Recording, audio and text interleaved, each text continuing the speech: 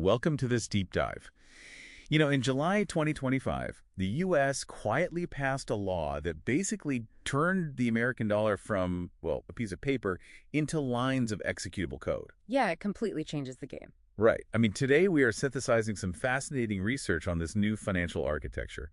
We're looking at why your business's next key financial hire might actually just be an AI managing a digital wallet. Exactly, because the dollar is transforming into this instant programmable tool. So the mission today is to decode how this is happening and why it matters to you. Okay, let's unpack this. Well, to really understand the shift, you have to look at the Genius Act.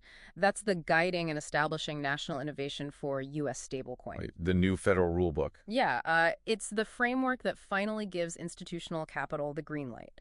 It basically mandates that issuers have to hold 100% of the value in safe reserves. And our audience already knows how stablecoin pegging works. Yeah. But the standout detail to me is that 80% of those reserves must be in U.S. Treasuries. What's fascinating here is that this isn't just about liquidity, it's really a massive geopolitical play. Oh, interesting. How so?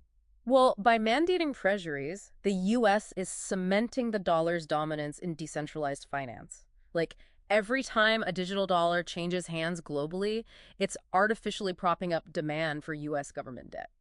Okay, I get the reserve rule, but I have to push back a bit on the actual mechanics here. Sure.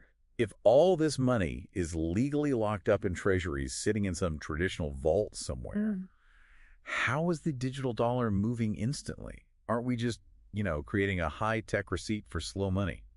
That's a great distinction, actually. You are exactly right that the underlying reserve asset doesn't move at all. Right. What moves is the cryptographic token representing that value. Because the dollar is now literally code, you can program it using smart contracts to execute independently. Okay, so how does that look in practice for, say, a global supply chain, like for a business listening right now? Think about an IoT sensor on a shipping container. When that container arrives at a port, the sensor pings a blockchain network via an oracle, which is really just a secure data bridge connecting the real world to the blockchain. Got it. And that ping automatically satisfies the condition in a smart contract, triggering the payment instantly. There are no manual invoices, no waiting for net 30 terms. It's just done. Here's where it gets really interesting, though, because we are injecting this 24/7 high-speed programmable money into a legacy financial grid. Yeah, it's a huge structural clash. It feels like trying to run a high-speed modern app on a rotary phone, basically. The infrastructure physically cannot process the data types being fed to it. That is exactly the friction we're hitting. You have legacy banks running on mainframes built in the 1980s. Wow, still. Oh, yeah. They process batch files overnight.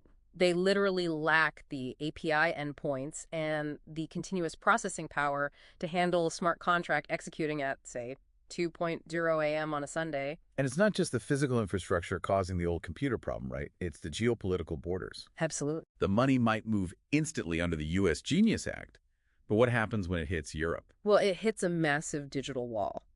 Europe has its own regulatory framework called MiCA, and Asia has entirely different, highly fragmented rules. Right, so there's a technical language barrier for the money. Exactly. When your programmable U.S. dollar tries to settle a transaction in Frankfurt, the smart contract has to suddenly prove compliance with European privacy and reserve laws in milliseconds. Wait, if the money is crossing these complex borders with conflicting rules at light speed, human compliance officers physically cannot keep up.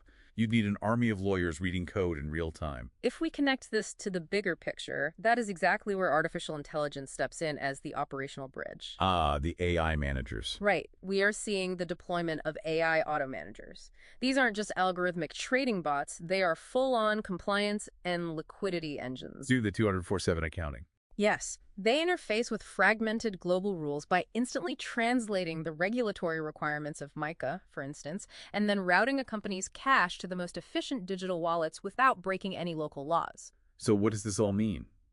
It means you aren't just getting an AI accountant to optimize yields, you are getting AI digital bodyguards. Precisely. Because when settlement happens in milliseconds, fraud also happens in milliseconds. Right, and the blockchain is immutable. Once the money is gone, it's just gone. Exactly. So these AI bodyguards sit at the wallet level. They constantly analyze the behavioral patterns of the smart contracts you're interacting with. In real time. Yes, and if the AI detects a malicious oracle or a spoofed routing address, it freezes the transaction before your private key even signs it. That is incredible. So basically, the Genius Act establishes U.S. dominance, programmable money removes the wait times, and AI provides the translation and security layer to make it actually function across borders. That's the perfect synthesis. It is a complete upgrade to the operating system of global commerce. It really is a paradigm shift. Yeah. But it leaves you wondering something. If AI auto managers and bodyguards are moving, optimizing, and protecting your digital money at the speed of light, navigating laws we can't even read fast enough, Right. will humans eventually be completely removed from the day-to-day loop of our own financial choices? Like, are we just going to set our risk parameters and let the machines negotiate our entire economy? Definitely something for you to think about next time you sign a contract.